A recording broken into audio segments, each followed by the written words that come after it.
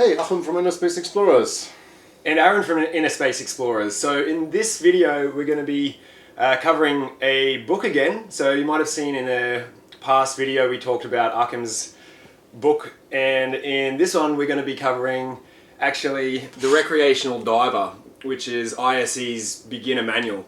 Now you might be thinking, well, why do we need another book like this when there's already quite a few out there? So what's the reasoning behind that, Achim? Well, when we started the recreational program in InnerSpace Explorers a couple of years ago, we thought that it's, especially for a beginner diver, you don't want to play with an online manual, which we basically have for all of our other classes, where it is pretty beneficial because obviously things change. We come up, oh, we changed this exercise and this and that, so we can always work on that and keep them growing along with the classes. With the recreational diver, that's more or less set and fixed. So I personally always like to have something in my hands, a proper book. Completely. And that's also why it came the way it is, because you can just put it open and really use it as a manual while you learn and train. And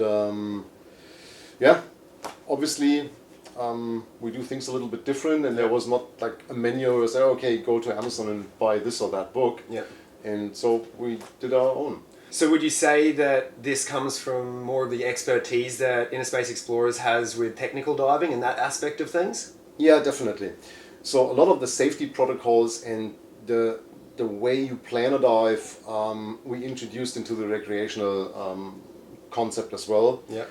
And then obviously also, I mean, just comfort in the water. I mean, we talked a lot about that in the past. The video that was from a while back. If you haven't seen it, then really recommend checking it out. Exactly. And people always think, oh, this is technical, this is hardcore, and it's not. I mean, my favorite explanation for that still is, I learned how to dive when I was a kid. And under actually pretty harsh conditions. Not complaining about that, but looking back at it, actually was pretty tough. That time era was pretty tough, I know. No, bad equipment, old second-hand stuff. My first regulator, for example, just was basically designed for a full face mask, so to screw it in the mask, so I just somehow holding it with my teeth, a lot of water, old masks, stuff like that. And looking back at it from today, I think that was a huge benefit. You developed the comfort in the water before you ever... Yes. Completely. And I think this got lost in most of the actual training. You simplify it even more. So unless you have a Visa card and you're alive enough to put that on the counter, you basically get a certification card. I know, a bit extreme, but I mean, you know what I mean. It's just everybody can dive, everybody can have fun. There's no danger whatsoever. But I think it still takes a lot of fun out of the sport for a lot of people, because they do the course, then they rush somewhere on vacation, they do a couple of dives, they do not feel comfortable, in fact, and then they step away from it. Oh, this is probably not for me. And if they would have received proper training and a proper preparation for what's coming up, they would probably stick to the sport and enjoy it more. So. Obviously the book has all the classical, we cover all the equipment, which obviously is again very much based on what we do in our technical diving, so backplate, wing, also single tank, etc. And obviously physics, physiology, just the classical things. But then a long one about dive partner, which in my opinion is a topic nobody really talks about. Just somebody with a tank on the back, that can be your dive partner. Questionable in my opinion. And then a lot nitrox covered obviously fully, and then a lot more on problem solving.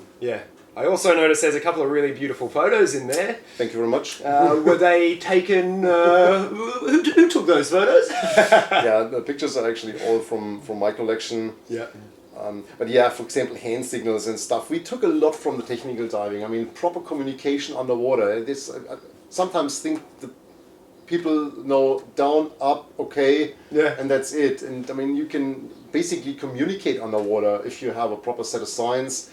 And why, for example, does a recreational diver not use a set of endnotes? Yeah. There's nothing wrong with that, and it's actually super beneficial. And a lot more things. Blue water ascents. Yeah. One of the things I really focus on in our technical driving and obviously in our recreational program. So somebody who runs through this program actually can do a blue water ascent without any issues. SMBs, I mean... A lot of important skills that are missed in some other trainings. If you want to get entertained, watch poorly trained people shoot SMBs, that they suddenly have to shoot SMBs in certain drift dives or whatever. It's a lot of drama involved normally, so that's a basic skill that we train basically, I think, from a second dive in the water. Yeah. And so it's a bit different. So just so that you guys can get a good look, these are... I've got here the English version, and that there is the German version. So who would you recommend should be buying this book, Achim, and where can they find it? Everybody. Good answer. Yeah.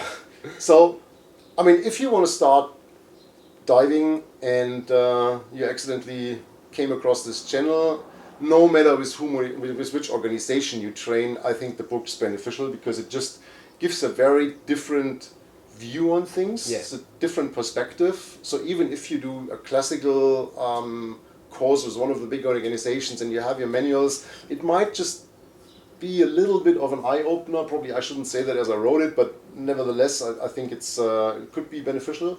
Yeah. And even if you're a certified diver, it might just give you a bit of an idea, might then be a good recommendation for somebody in your area that wants to become a diver. Yeah. And I know ISE training is not available all around the world yet. Working on it? We're working on it, yes. But nevertheless, it might just be a bit of an eye-opener, or just offer a different perspective, which always is a good thing, and not necessary. I mean, obviously, we would appreciate if you do your initial training with us, but if it's not available and you do your training somewhere else, which can also be awesome if you pick a great instructor, which is a little bit of a lottery thing. Yeah. But Yeah, and where can people find it? You find it online. I mean, you can order it basically through most bookstores. The ISBN number. I'll put a link in the description of the video where you can order it. Through all the big ones, obviously, Amazon, etc., iBooks, whatever. Yeah. And hope you enjoy it. If you have questions, comments, please put them in the comment section. And if you have not yet subscribed to the channel, please do so. Don't forget to click that little bell for a notification when we upload new content, which is normally once a week. And otherwise, stay safe, and I'll see you in the next video. Thanks for watching.